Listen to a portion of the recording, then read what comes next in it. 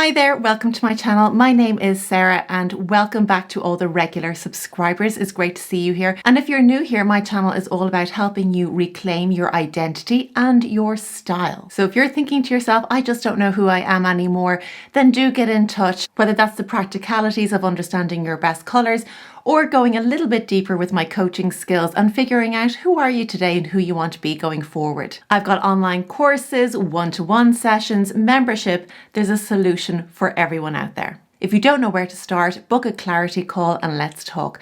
I'll leave the link below. Today's video is all about what I have been sewing lately. If you are new here, I began sewing about 18 months ago in January of 2024.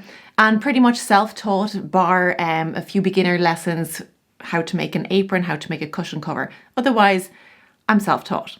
So I want to show you what I've been up to lately. But also I want to let you know that not everything works out when I attempt a sewing project. And I want to show you, I don't want to call it a fail. It's certainly not a success, but I learned a lot from it. So stick around for that. If you're a regular here, you'll know that I bought this fabric a while ago and made it for somebody else. So these are not my best colors, but they are for somebody else. And I made a shirt, which was a surprise for somebody. And what I did was I couldn't take his measurements because it was a surprise, right? So I had to measure one of his shirts.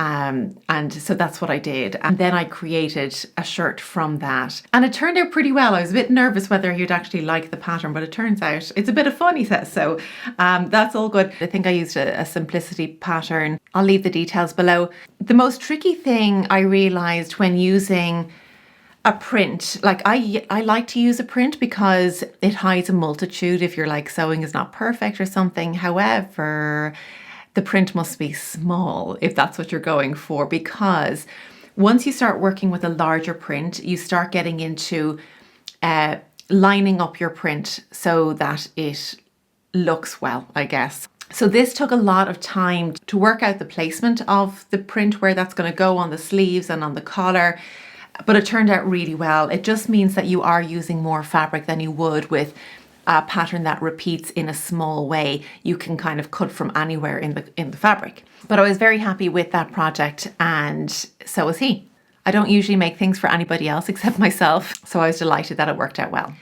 The other thing that I made recently was my first swimwear attempt, a bikini.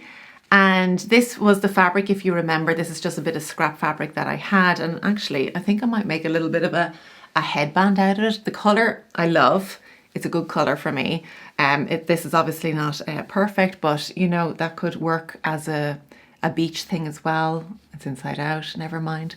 The great thing about working with stretchy fabric is you don't have to be overly precise with your measurements because it's made to fit the body. So as long as it's not too baggy, you're pretty safe because it's going to hug the body. The tricky thing about working with a stretch fabric is it's a stretch fabric, and if you don't have the right equipment, like the right needle for stretch fabric, or indeed have a zigzag stitch, most sewing machines has a zigzag stitch. I use my overlocker from Janome, which is the 6234XL. And that just made it a breeze because it just glides through stretch fabric without any lumps or bumps and really makes it easy to work with. So I really enjoyed that pattern. What I did was for the top of the bikini, I kind of hacked a pattern that I bought and made a jumpsuit. If those of you who remember, I made a black kind of all-in-one cat suit. It's kind of fitted to the body in a jersey fabric. I kind of pattern hacked that and just used the top part of it to make the bikini top. And then the bikini bottoms, I just based that off of another pair I had. And that's how that worked out. Now, it's not perfect, but I tested it out a couple of times in the sea, in a pool, and it stays on my body. And that's the main thing, I suppose. The second thing is I think it looks pretty good. It suits me. The color-wise, of course, I know my best colors. If you don't know your best colors, whether you're a sewer or you're just somebody who buys clothes, don't buy another stitch without knowing your best colors because you were throwing your money away. So find out your best colors. Get in touch with me online or in person. I do it all. So I have quite a bit more of this fabric. So I'll definitely make more styles of bikini. I'm interested now in kind of designing my own bikinis. I think it's an easy one to play with because of the stretch fabric. You don't have to be overly precise, as I say. Behind me on my mannequin Tallulah, you'll see that I have a toile, a mock-up of something that's in progress at the moment, and that's a Chanel style jacket. Let me get it for you.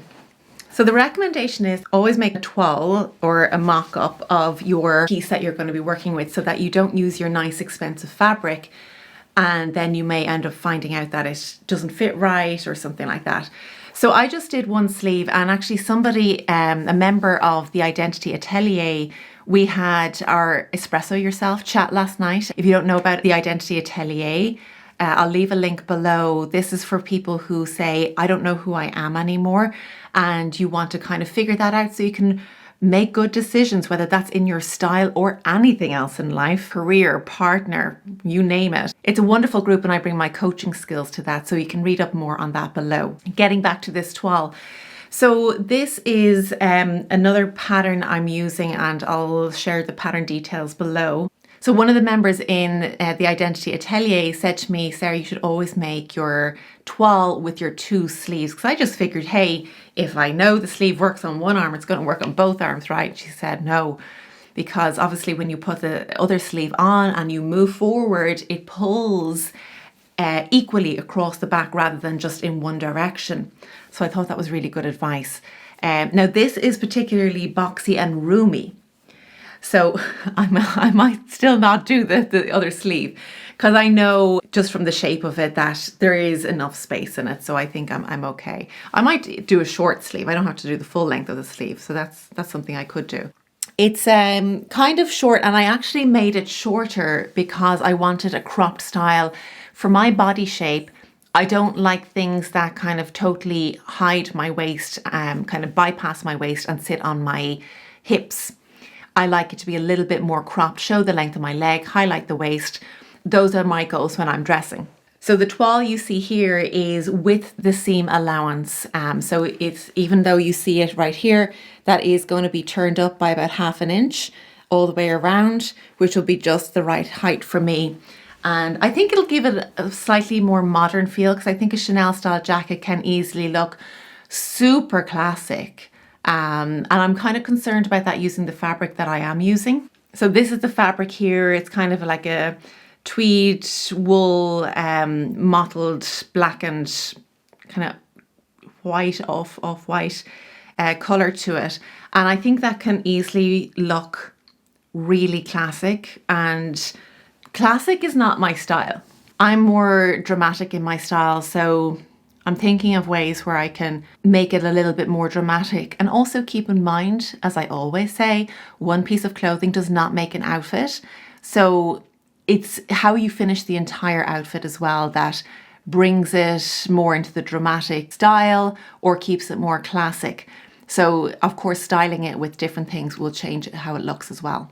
So don't worry if you're thinking, Sarah, that's not your best colour. I know this is just the basic cotton cloth to do mock-ups in. It won't be in this colour.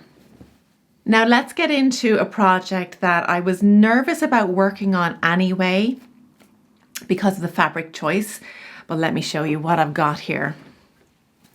So if you remember, you would have seen in one of my videos, if you've been here a while, this kind of floaty fabric, which I saw sewing in the city. I used her pattern called the Baxter shirt, which is a fantastic pattern. I just personally made some wrong choices in terms of interfacing, seam choices, that kind of thing. It's still a fantastic pattern, but my choices just weren't the best. So let me show you. I'll put it on, talk you through where it went wrong.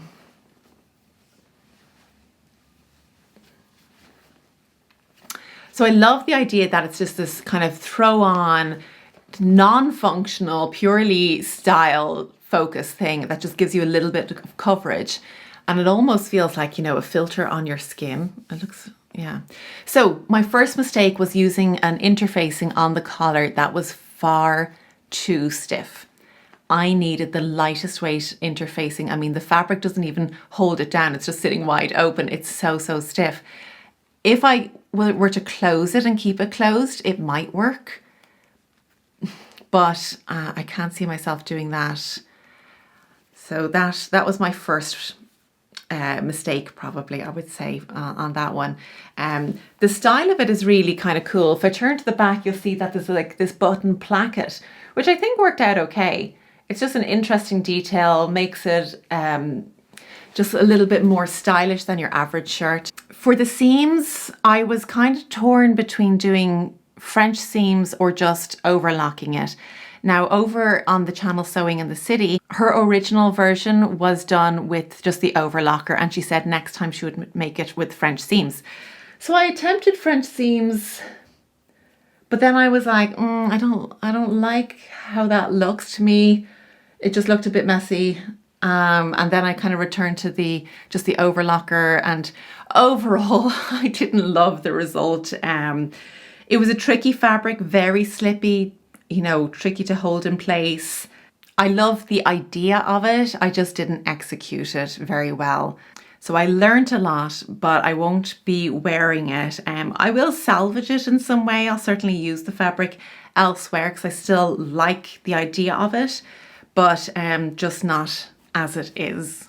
If you're into sewing, let me know what you're working on at the moment. And if you're curious about sewing, you're sewing curious, let me know if you'd like me to do a video on what I wish I had known at the beginning of sewing, or some basic equipment that's good to have and then like nice to haves. That would have really helped me, and I did a lot of research myself. So if you're thinking, oh gosh, I'd like to get into sewing and give it a go, let me know if that'd be something of interest to you. What has helped me just immensely is knowing my best colors, knowing my body shape and what works for me, knowing my style personality, knowing what I want to create and what will work for me. Will, just like shopping, will save you so much time, so much money, so much frustration, and you make better choices once you know who you are and what you want and what works for you. So get in touch if you'd like to work with me on reclaiming your identity and your style. That's it for today's video. I do hope you enjoyed this one, and I'll see you again next week for another video. Take care. Bye bye.